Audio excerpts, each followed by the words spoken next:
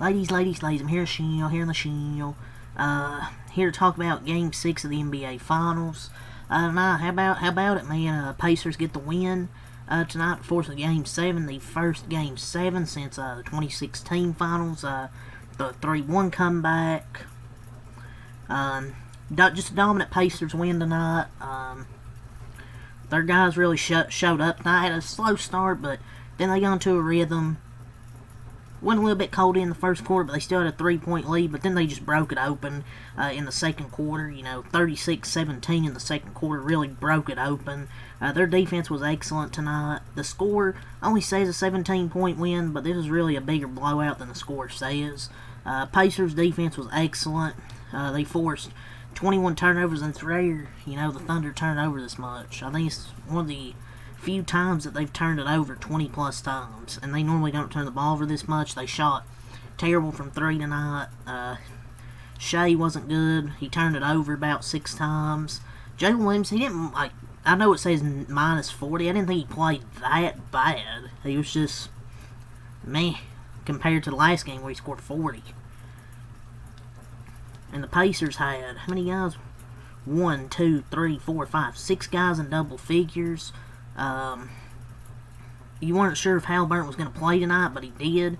And he played 23 minutes. Got some breaks here and there. He had 14 points, 5 assists, 5 for 12. A good bounce back game, after that shitty performance last game, only 4 points and didn't make a shot. 14 points and 5 assists in the 23 minutes he played tonight. Pretty solid from Tyrese Haliburton. Started off a little cold, but then he made a few shots after he got into a little bit of a rhythm. Siakam had a double-double, 16 points, 13 rebounds for Siakam. He was 6 for 14. And he had 5 offensive rebounds, so a great game from Pascal Siakam. He also had that nice poster as well. If they do win Game 7, he's going to win the Finals MVP, no doubt. But yeah, it's a really special night from him. Nembhard, 17 points, 4 assists. He got it going early in this game. He ended with 17 points, 4 assists on 5 of 7. Nembhard was excellent. The Pacers swarmed SGA. Every time he thought he gained a step, a second defender was there to disrupt him. He had 8 turnovers, not 6. And that's the most he's had in a playoff game. And credit Nembhard with that. Credit to Nembhard. But he also had 3 steals, but he made 3 threes and got going early. And they fell behind 10-2 early in the first quarter. But then they just started, just magnet ball. Naismith, 10 points, 3 assists, 2 rebounds. 3 for 8, but he made some big threes in this one. Made 2 threes, but they were, during that momentum switch. T.J. McConnell, 12 points, 6 assists, 9 rebounds from T.J. McConnell, 6 for 12. The Thunder have not been able to stop him these last 2 games. He has been absolutely phenomenal. He also had, what do you have tonight? I think he also had 4 steals. My lord. He's so good just coming off the bench in this role, man. He's been unbelievable these last 2 games. Obi Toppin as well, 20 points, 6 rebounds. He was 6 for 12, and he's become such a sharp shooter with this team. Become such a really good 3-point shooter. Obi Toppin being Obi Toppin this game.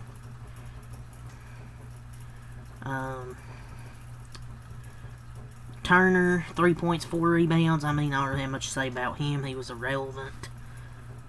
Ben Shepherd, 7 points, 5 rebounds, 3 for 7. Hit a 3-pointer at the buzzer at the end of the third quarter. Tony Bradley, 3 points. Thomas Bryant, 4 points. Mathurin, 2 points, 4 rebounds. Besides that game where he had 27 points, 9 for 12, he's really been trash. 8 points. Given he only took 2 shots, but he wasn't good. Then 2 for 11, 1 for 6. Mathurin really hasn't been good besides that 27-point game. He was the hero of Game 3, and he hasn't done shit since then. But yeah, other than that, the whole team really cooked tonight. From Toppin to McConnell to Haliburton to Naismith to Siakam to Nembhard. Fantastic defensive effort, and the offense was it was up and down at times, but I'd say it was good tonight, especially that second quarter. 36 points, outscored them by 19. and they've evened up these finals to force a Game 7. Their shooting splits 41, 35, and 68. Aren't the most perfect, but they were way better than the Thunder tonight, especially on the defensive end. 46 boards, 11 offensive. They also dominated the offensive rebounding, 11 offensive, 35 defensive. Had 23 assists. I felt like they just moved the ball a lot better. I felt like they just wanted this win a lot more tonight after that slow start. 5 blocks, 16, but 16 steals. They were very active defensively. Only 10 turnovers, limited the turnovers. 32 in the paint, 17 fast. But when you force 21 turnovers and hold a team to 41 and 26 from the field and 3, and you have to outscore by 19 in the quarter, especially that second quarter, you're gonna have a good chance to win, especially on your home floor. But yeah, the good win for the Pacers, man, just dominant. I thought this would be a closer game, but it was just an ass whooping. Normally I'd complain about that, but I don't care. Like, we're in Game 7 of the NBA Finals. They're quarter by quarter, 28 points, 36 points, 26 points, and then 18 points, but I think the bench was in for the fourth quarter, so who cares? I mean, as for the Thunder, man, they were just terrible tonight. Shea, 21 points, but he had 8 turnovers. He really was not good tonight, was Shea. Gilgeous Alexander, 7 for 15, but when you have 8 turnovers, I mean, not really a good game tonight. The Pacers, that was probably one of the worst games I've seen Shea play.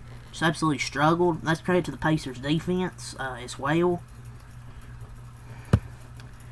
You know, Shea'd been playing pretty well these last few games, I thought.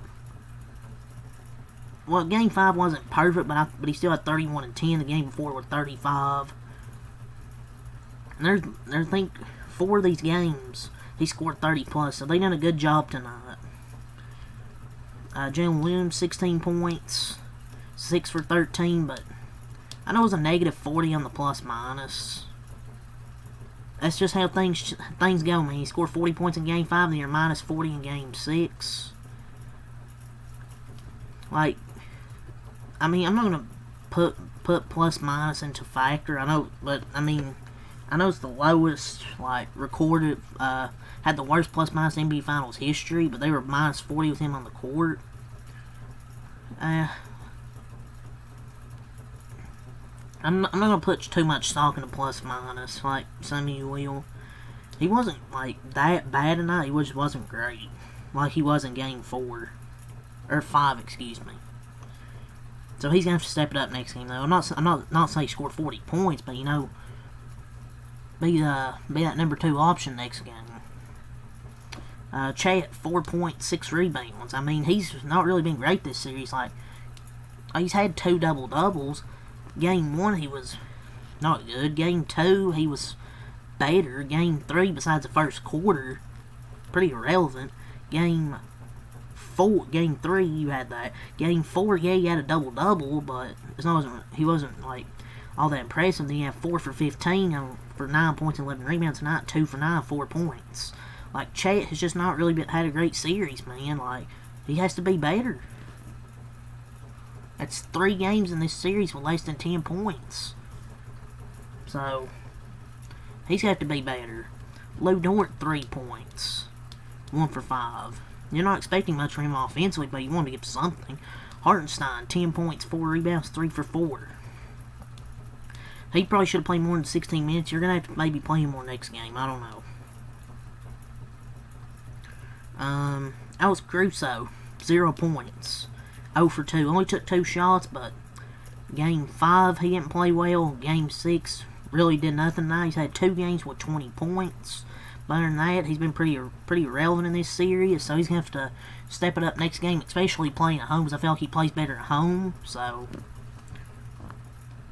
Isaiah Joe, 11 points. Casey Wallace, 2 points. Wiggins, 5 points. Kendrick Williams, 3 points. I think the Pacers did a good job on the other guys. Like, yeah, you know, forced 8 turnovers on Shai Gilgeous, but you done a good job on Jalen Williams, and you didn't let any of the bench guys go off here. The Arkansas, Jalen Williams, 7 points. Jones, 4 points. Jiang, 3 points. AJ Mitchell, 2 points. And their team stats, 41, 26, and 80 shooting splits. Yeah, the team's kind of, they have these problems where they're struggling to shoot the 3 ball. And if Shea doesn't, like, score 30, 35, and somebody else doesn't show up, it's going to be hard for them to win. I know they're playing Game 7 at home, but just because you're playing at home doesn't mean you're automatically going to win. And it helps not they turn the ball over a lot as well. But once again, that's credit to the Pacers. Defense, they were just the more hungry team tonight. But rebounds, 41 total, 4 offensive, 37 defensive for the Thunder. Only 14 assists. We're going to have to share the basketball more next game in Game 7. 4 blocks, 4 steals. But another thing, 21 turnovers. I don't know how many points the Pacers got off of those, but when you have those live ball turnovers against the Pacers, it's like an automatic 2 or 3 points. They had 40 points in the paint, 20 fouls, but yeah, they just played terrible tonight. It just felt like the Pacers wanted more, man. After that slow start, they started making bang, 3 after 3 after 3. The crowd got into it, and in that second quarter, I just feel like the Pacers just put the Thunder to bed, and the Thunder just laid down there and quit. So the 2 best words in sports mean Game 7. They forced a Game 7 after holding the Thunder to 2 very cold quarters. Excuse me. But this has probably been the best final since 2016. Where we had that Game 7, 3-1 comeback. But this is what you dream about growing up, man. If you're a NBA player. Game 7 of the NBA Finals. Biggest game of the season. And this has been a great NBA Finals. I'm gladly accepting the Game 7. And you can say, oh, tonight was fate. The Thunder ain't going to play this bad in Game 7. I guess even if it is, the standard of the previous 5 games alone has me hyped for Game 7, man. Don't care.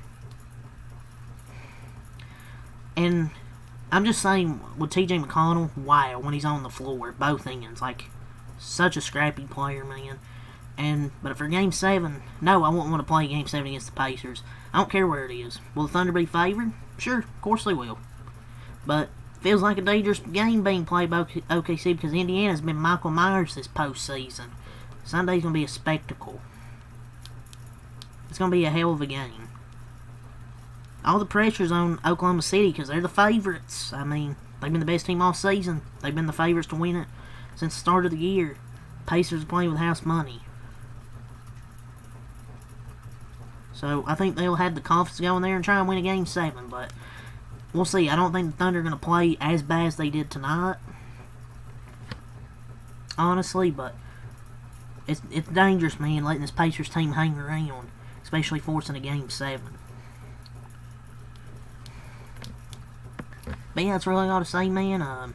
Pacers dominate after a slow start, and hold the Thunder only 91 points. Game 6 will be Sunday, 8 p.m. So I'll see you guys here for the last game of the NBA season and see who takes home that NBA trophy. So until next time, Alkalite. Peace.